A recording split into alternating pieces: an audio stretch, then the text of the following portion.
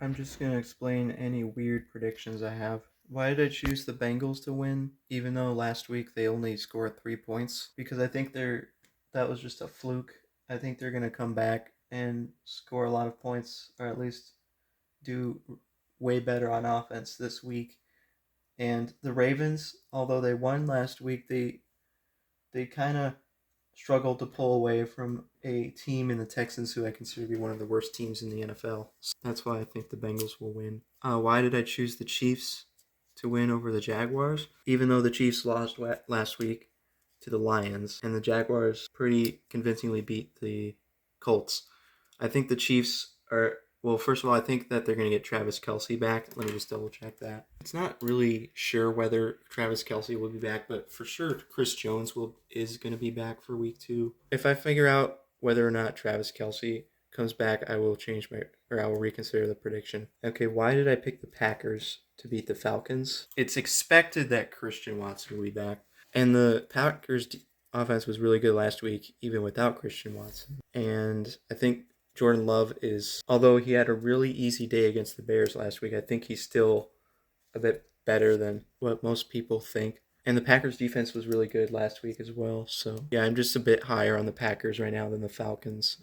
Even though the Falcons won, I think the Packers might still be better. Raiders Bills, I shouldn't really have to explain. Even though the Bills lost, I think that was just kind of a fluke. They had a bad day on week 1. I think they're going to take care of business against the Raiders. Chargers Titans, I think it's pretty clear cut. Even though the Chargers lost, I think they're still a better team than the Titans. 49ers Rams was actually a little bit tougher considering week 1 because the Rams, both of those teams actually did really well in week 1. I'm still going to give the nod to the 49ers because the Rams super outperformed their expectations last week, and we're still expecting the Rams to not be one of the better teams in the league. I mean, the preseason expectations were extremely low, but we'll see if they can keep it up. But I'm still going to pick the 49ers. And at Cardinals, Giants, I'm picking the Giants. I know the Giants lost 40-0 last week, but I'm still leaning towards my preseason expectations for these two teams, which is that the Giants would be a decently good team and the Cardinals would be like the worst team in the NFL. Cowboys Jets, that's a pretty easy one because the Jets lost Aaron Rodgers to a season-ending injury. Broncos Commanders, I picked the Broncos even though the last week the Commanders won and the Broncos lost.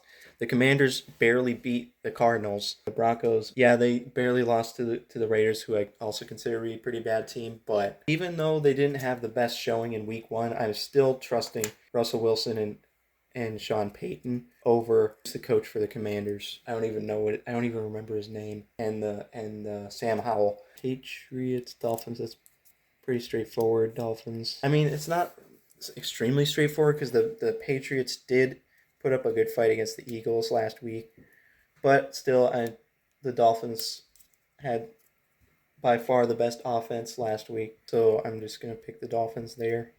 Saints and Panthers, picks the Saints, pretty easy choice there. Week 1 would indicate that, and I think preseason expectations would indicate that as well. Browns Steelers, again, pretty easy choice. Browns. Yeah, based on week 1 alone, it would be pretty easy to pick the Browns. And even if the Steelers somehow come back and meet their preseason expectations, I think the Browns would still have the edge there. Yeah, I just went through almost all of them except for the first few. I guess I'll just go back up to the top ones again. Eagles Vikings, pretty easy. Okay, never mind. That was Eagles Vikings is just the most obvious one ever. I guess I skipped the Lions Seahawks one because based on week 1 you would choose the Lions, and I am actually largely basing that on week 1. Texans Colts. While both those teams seem to be not the best teams, the Colts still have the edge over the Texans. Gosh, maybe I shouldn't have gone back to the first few. God, that was horrible. Did I even discuss the Bears Buccaneers? The Bears were complete crap in week 1. And the Buccaneers were not complete crap, so therefore Buccaneers.